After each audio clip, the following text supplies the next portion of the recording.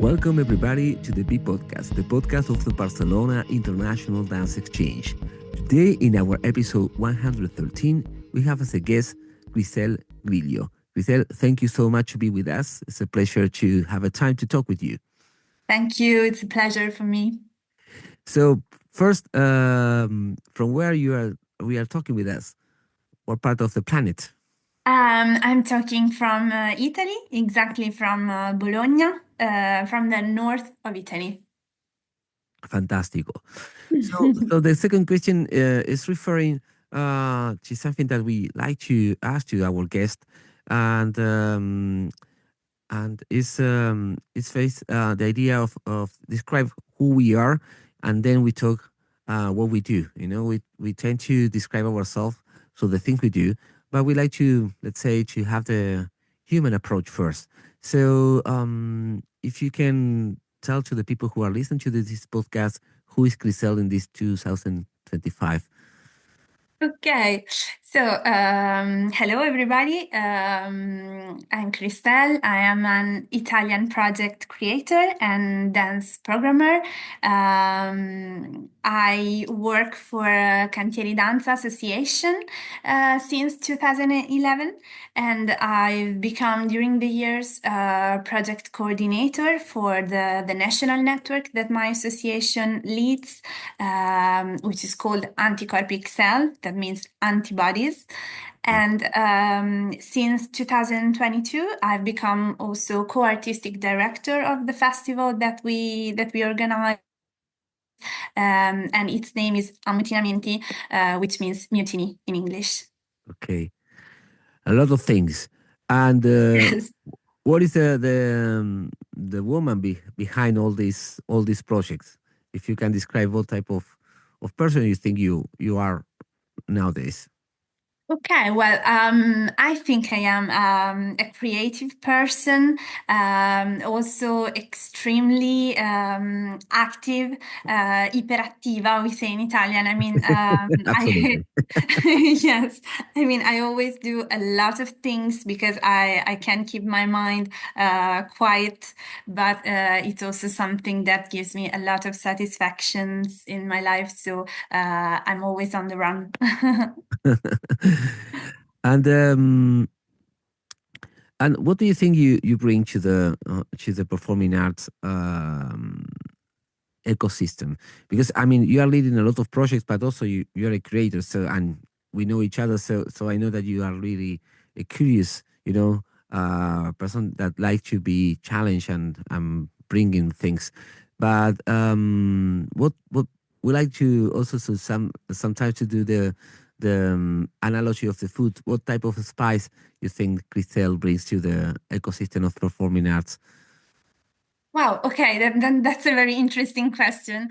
I think I'm a very spicy person in a creative way, but also I'm very calm, peaceful. I always listen to everybody in order to share each other's visions and each other know-hows. So I may say I'm like salt that needs to be in every dish, but also something that you cannot.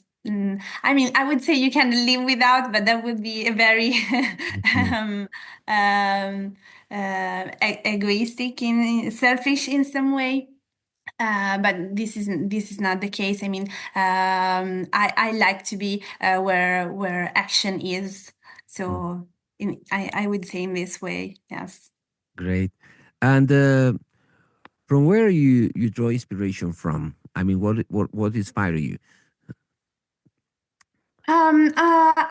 I always see a lot of performances, not only in dance domain, but also, I mean, theaters, visual arts, performing arts in general.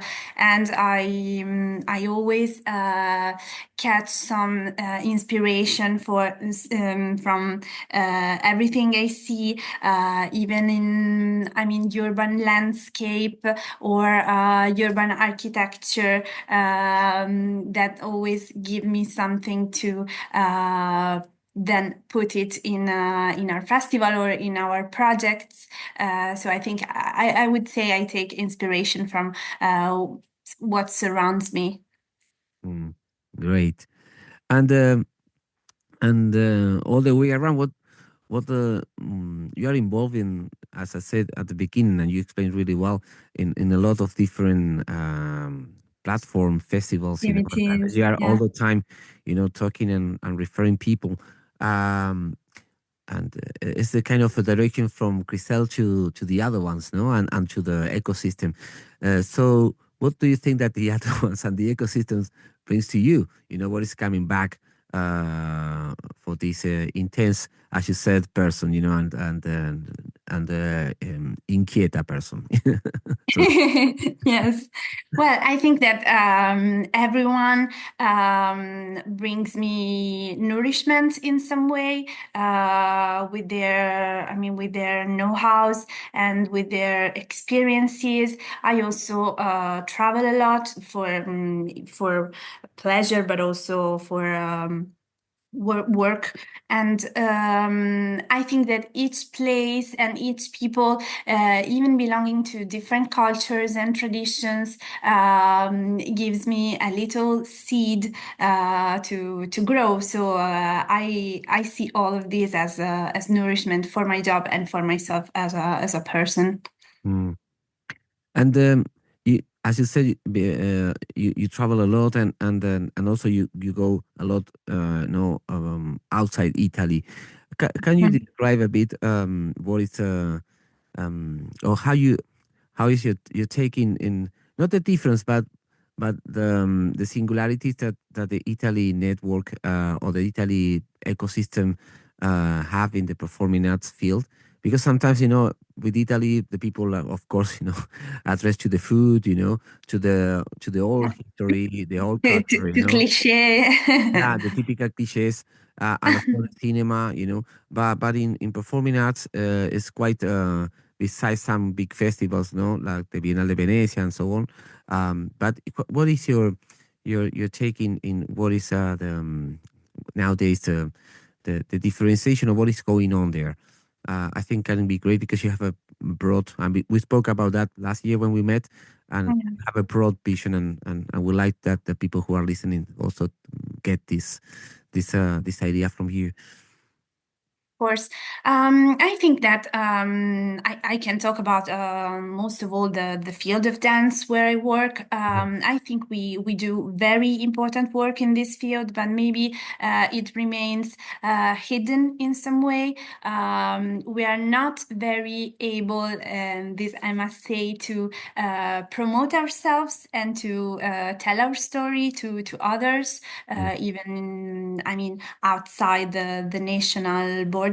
But we are a very cohesive network. We always talk to each other to try and understand how to solve problems in the dance field, how to listen to dancers and most of all to their needs, to try and change things, to bring these matters to the ministry, for instance. So, I think this is the positive thing that we do, networking and listening and talking a lot, but also the negative side of it that, yes, I think this is our fault that we are not able to really tell our story outside Italy. So maybe this message is not passing right now.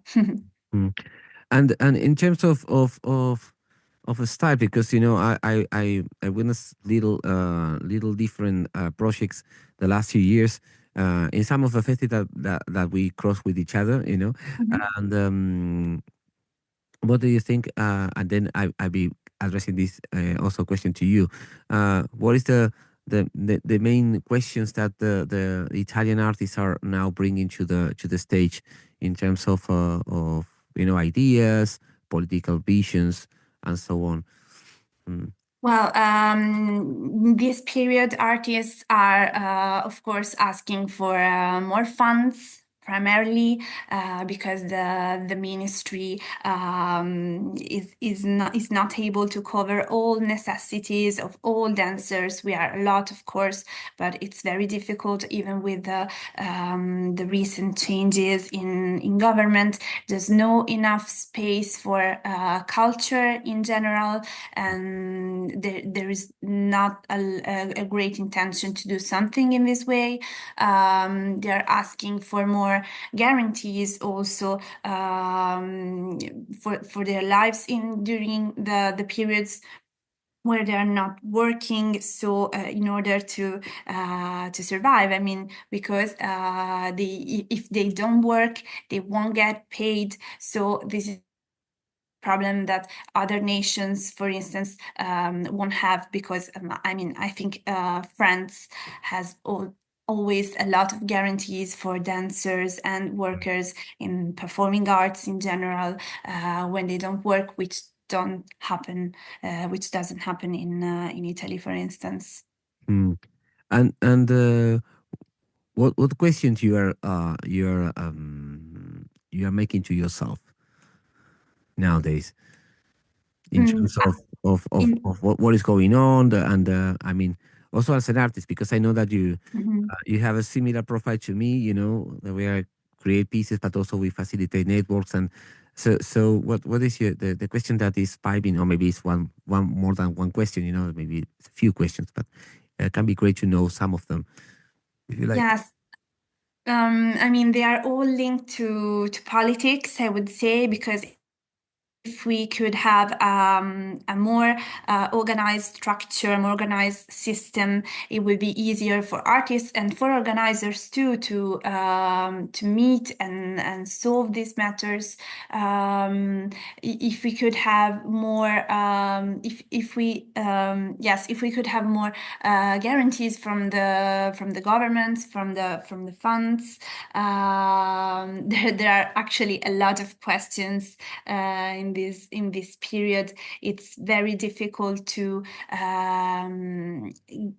get to know other people who are interested in culture in general and in doing something in this sense.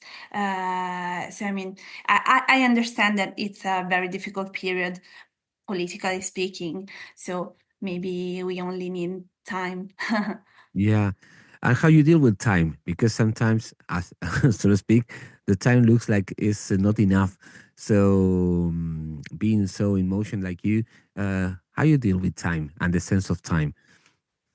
Well, as you say, time runs fast Yeah. always. Yeah. I mean, we always deal with deadlines, but deadlines are usually, I mean, yesterday.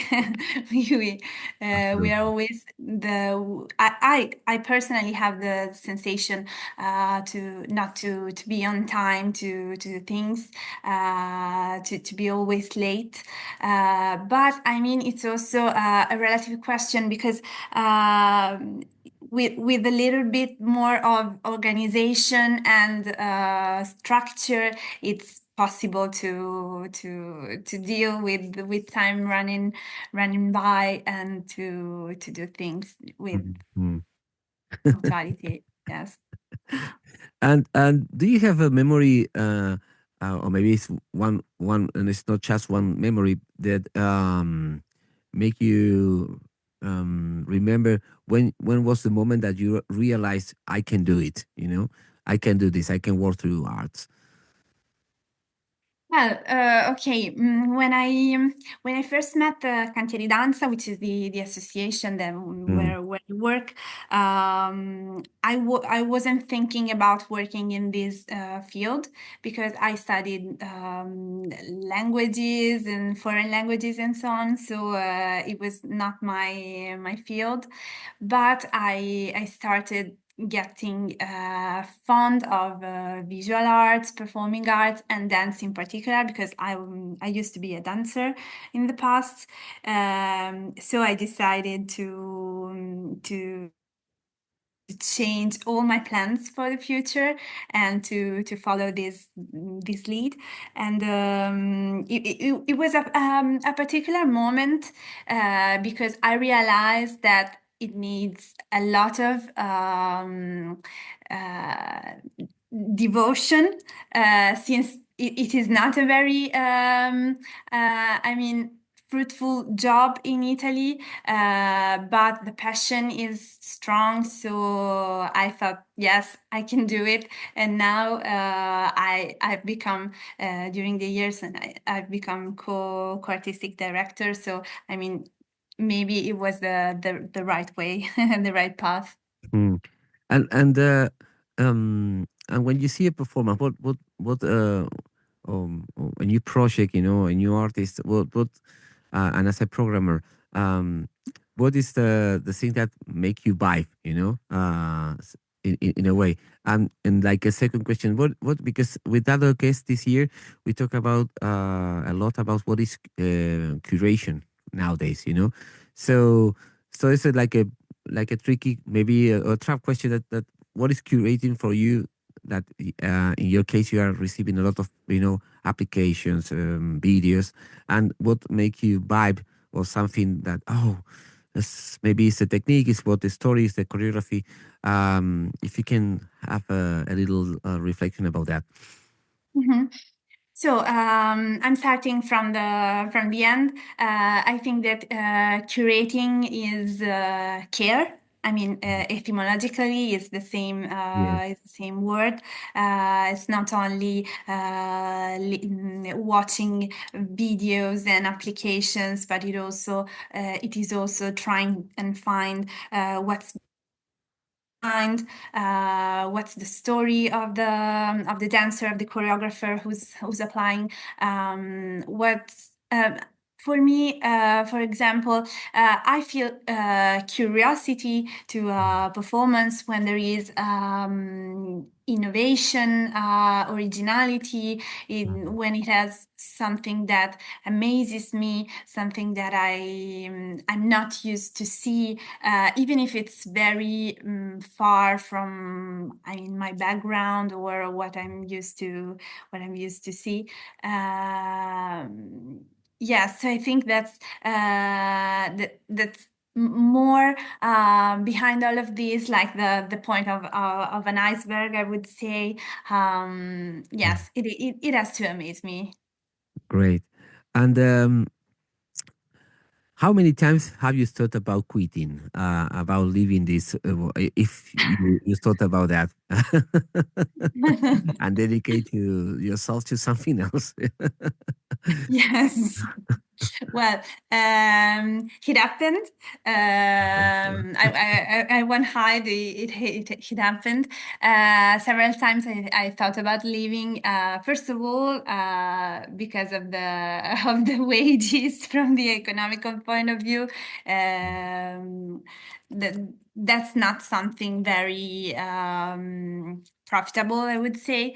And from another point of view, we passed a tough moment in the association because the former leaders of the association were always arguing, and there was always periods of discussions Mm. and fights, and it was very stressful because it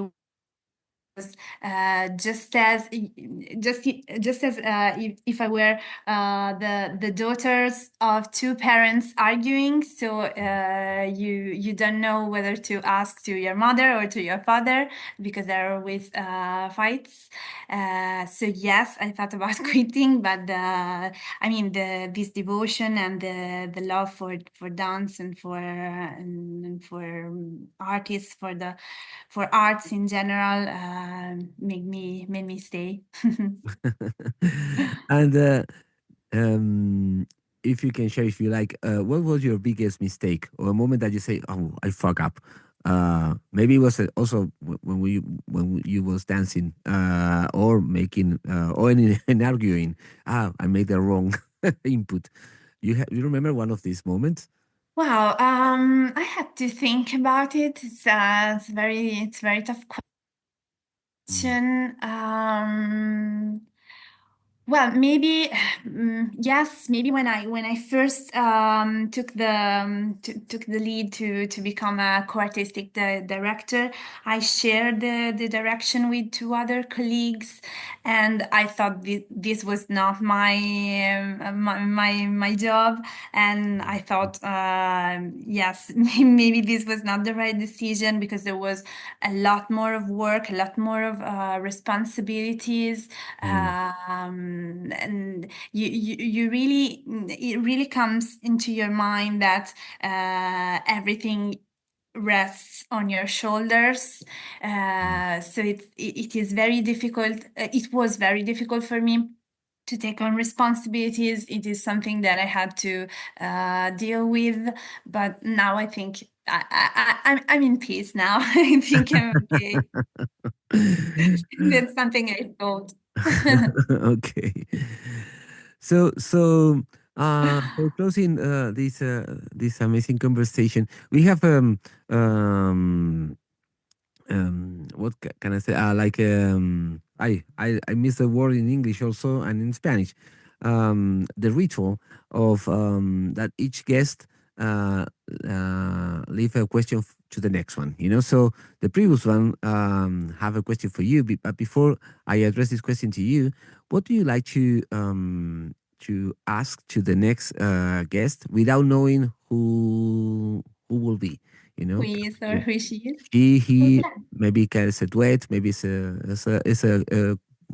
dancer choreographer, can be a light designer, but it's what we call in Spanish, this game between casualidad and causalidad. So what do you like to Mhm. ask to the next one, and then I give you your question if you like. Okay, so I would say a simple question, but also a difficult one, and it would say, "What moves you?" I mean, what moves you doing what you do, or I don't know if you would be he or she would be an artist or a programmer, but what moves you? Yes, this would be the question. Doing your job or your activity or what you do day by day throughout the year. Yes. Casuality and causality. So for Mm-hmm. you, Jimena Olivari, choreographer from Argentina, Mm-hmm. the musicals, she asked you in Spanish, and then I address it, but you speak really well in Spanish. So, ¿qué es lo que te conmueve de eso que haces? What is that moves you about what you do? Wow. Okay. That's a similar question to mine. Yes. Casualidad. Yes, total. Well, what moves me? There are a lot of things that moves me, and I find this very interesting because it's something that wouldn't happen to me before. I never cried before before doing this job, um, but I mean, I think that it would be, first of all, the positive feedbacks of people I work with, not only my colleagues, but especially artists or guests that are in the festival with maybe just a few words. You can see they really thank you for what you did, maybe just for a kind word you gave, or for I mean, maybe they had a necessity, a need. They needed, I don't know, a cushion or a hair dryer, and you found it. So they are very thankful, and this really moves me because I think that I'm doing maybe the right thing, even if in a difficult environment, not so simple environment. So yes, I think it's the what moves me more is acknowledgement, recognition from my guests, from the artists I'm curating. Yes. And finally, or what be the tagline of this conversation, of this podcast? Wow. Casualidad de causalidad. Perfecto. So, Christel, thank you so much for your time to Thank give us you. a moment of your busy agenda to share a bit of your universe and your all the things that you are doing. And I hope that all the people who are listening also be provoked by your energy and your curiosity that is bringing from your voice. Yes. Thank you for inviting me. It was really, really a pleasure. You're welcome. So this was the episode number 113, and see you in the next one. Bye bye.